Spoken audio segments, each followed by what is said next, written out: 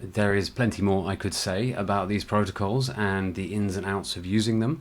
However, we have a lot to get on with, so let's start moving towards looking at some code. Before we do that, here are some links that can help you to develop this project.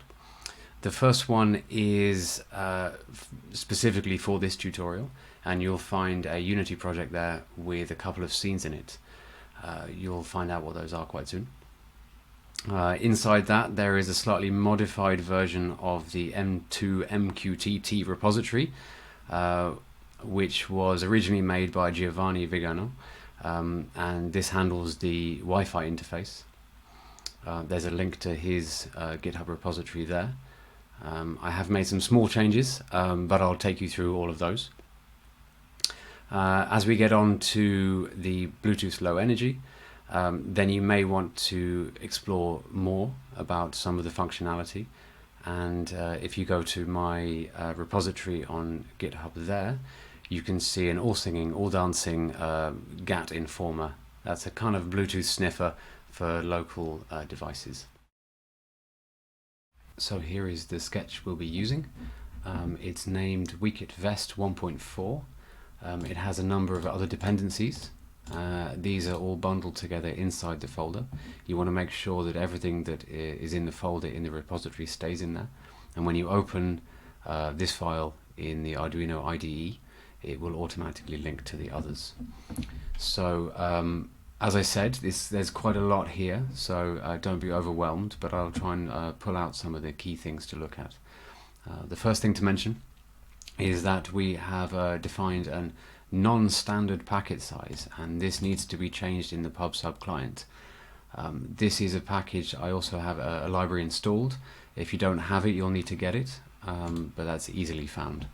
So I think this is normally about 128 bytes. We want to extend that quite a lot because there's a lot of data coming through. We have the pin setup. For this tutorial, I'm just going to be using the I2C bus.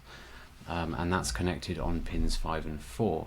If you're wanting to do some wiring along with this, then you can hook up the ESP32 across pins 4 and 5. That is one's down this end, and there'll be the I2C bus for the MPU 9250 that I'm using, which also takes 3 volts directly from the board.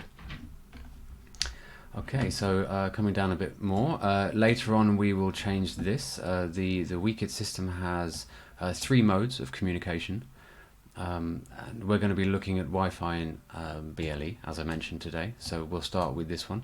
Later on we'll change that, and that should be all we need to do to get Bluetooth working instead.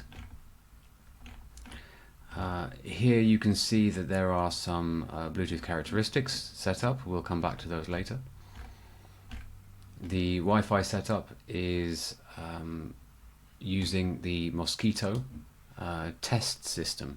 Now this is a public service. It's not super reliable or especially fast, but it works to demonstrate that the protocol is handling data, and we can do validity checks on the data that's coming through, so it's very helpful.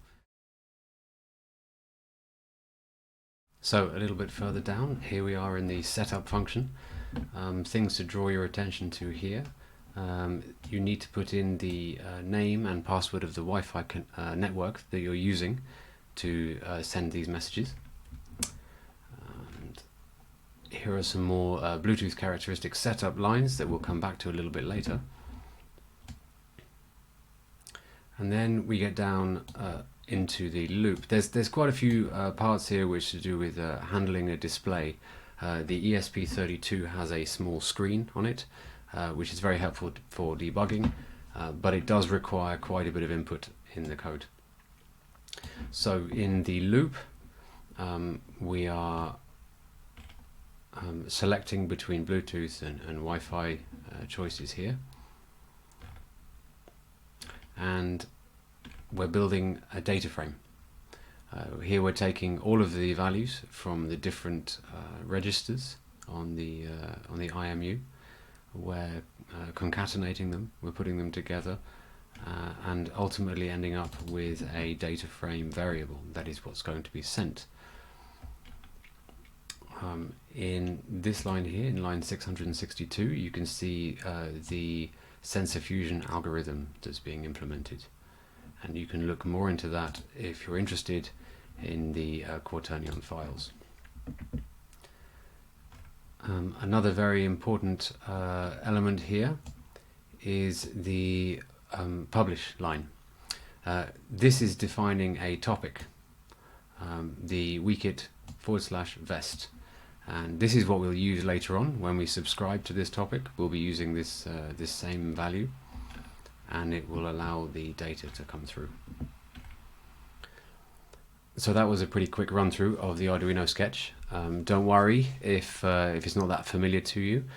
You won't be needing to change it very much, and where you do need to change it, I'll give you nice specific instructions so that you don't introduce too many errors.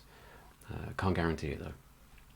So we're about ready to go into Unity. I'll just mention again these links. Make sure you've got the Unity project opened from the first link. That way we can work together with code and spend more time reviewing it rather than writing it. I think that'll be more valuable. Where possible, do write code as well. Be active, play around with the things that are there. And yeah, let's go.